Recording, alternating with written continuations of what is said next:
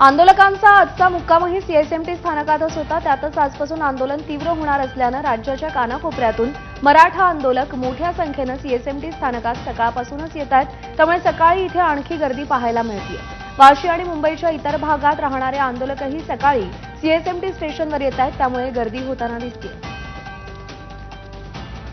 निलेश बुधावले आपले प्रतिनिधी आपल्याला अधिक अपडेट देतील। निलेश, गेले 2 ते 3 दिवस सीएसएमटी स्थानकातच अनेक आंदोलकांनी आसरा घेतलेला आहे। आज गर्दी वाढेल असं चित्र आहे।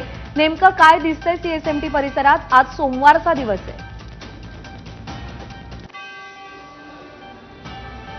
प्रज्ञा, आठवड्याचा आज पहिला दिवस तर आंदोलनाचा आजचा चौथा दिवस आहे। त्यामुळे आज मुंबईमध्ये येणाऱ्यांची संख्या जी आहे ती मोठी असते, कारण गणपती उत्सवासाठी अनेक जे नागरिक आहेत ते गावाला गेले होते, ते मुंबईत येणारी मंडळी, यासोबतच आंदोलनासाठी दिवसेंदिवस गर्दी वाढते। दिवसेंदिवस आंदोलक मुंबईत येताना आपल्याला पाहायला मिळतात। आज सीएसटी स्टेशनवरची आत्ताची ही आपण दृश्य पाहतोय। अजूनही मोठ्या प्रमाणामध्ये प्लॅटफॉर्मवर आंदोलक या ठिकाणी झोपल्याचं आपल्याला पाहायला मिळतात। खरं तर उपनगरांमध्ये अनेक आंदोलक जे आहेत ते सध्या मुक्काम करतायत, त्यामुळे ती सर्व मंडळी सकाळच्या वेळेला सकाळच्या ट्रेननं मुंबईत येताना आपल्याला पाहायला मिळतात। हे आपण प्लॅटफॉर्म नंबर 2 ची दृश्य पाहिली। यासोबतच आपण इतर प्लॅटफॉर्मला देखील जाणार आहोत, तिथली देखील दृश्य पाहणार आहोत। प्रत्येक प्लॅटफॉर्मवर ही भव्य गर्दी जी आहे ती आहे आपल्याला पाहायला मिळते।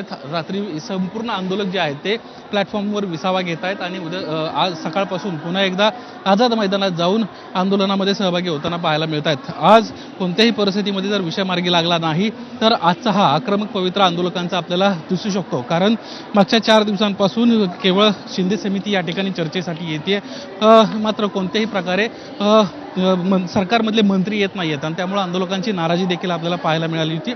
मनोज जरांगे यांना देखील एक स्पष्टपणे इशारा दिल्याचं आपल्याला दिसतंय आणि यामुळेच आज नेमकं काय होतं हे पाहणं महत्त्वाचं राहील।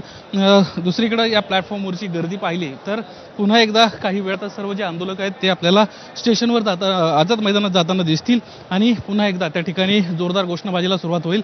खरं तर मागच्या 4 दिवसांपासून आंदोलकांचं हे एक ठिकाण राहिलेलं आहे। इथं देखील मोठ्या प्रमाणामध्ये घोषणाबाजी असेल, इथं देखील मोठ्या प्रमाणामध्ये जल्लोषाचं एक वातावरण प्रत्येक दिवशी असतं आणि आंदोलक जोरदार घोषणाबाजी करतानाच आपल्या मागण्या मान्य होण्यासाठी मनोज जरांगे यांना पाठिंबा देताना देखील दिसत असतात। संपूर्ण हे लोकल परिसर आहे, तर दुसरीकडं ज्या बाहेरून येणाऱ्या ट्रेन्स आहेत तिकडची देखील अशाच पद्धतीची परिस्थिती आहेत। अनेक आंदोलक जे आहेत या संपूर्ण परिसरामध्ये आत्ता आराम करत आहेत, मात्र काही वेळातच आझाद मैदानात जातील। दुसरीकडे ज्या उपनगरातून येणाऱ्या ट्रेन आहेत त्या ट्रेनमध्ये देखील मोठ्या प्रमाणामध्ये गर्दी जी आहे ती आपल्याला दिसणार आहे। सकाळची वेळ आहे, त्यामुळे आता नाश्त्यासाठी देखील आंदोलकांना या ठिकाणी व्यवस्था करण्यात आलेली आहे। बिस्किट्स आहेत, पोहे आहेत, असे वेगवेगळे पदार्थ जे आहेत ते सकाळच्या वेळी आंदोलकांना याच ठिकाणी वाटले जातात आणि तिथं आता स्वच्छतागृहांची देखील इथली जी सोय आहे ती करण्यात आली आहे। बरोबर आहे। त्यामुळे एकूणच या गर्दीचा आढावा घेता आणि नोकरदार वर्गाची आज मुंबईत होणारी गर्दी पाहता प्रशासनावर निश्चितच या सगळ्याला नियंत्रित करण्याचा मोठा ताण असेल। निलेश, अपडेट जाणून घेत राहू। तुर्तास धन्यवाद।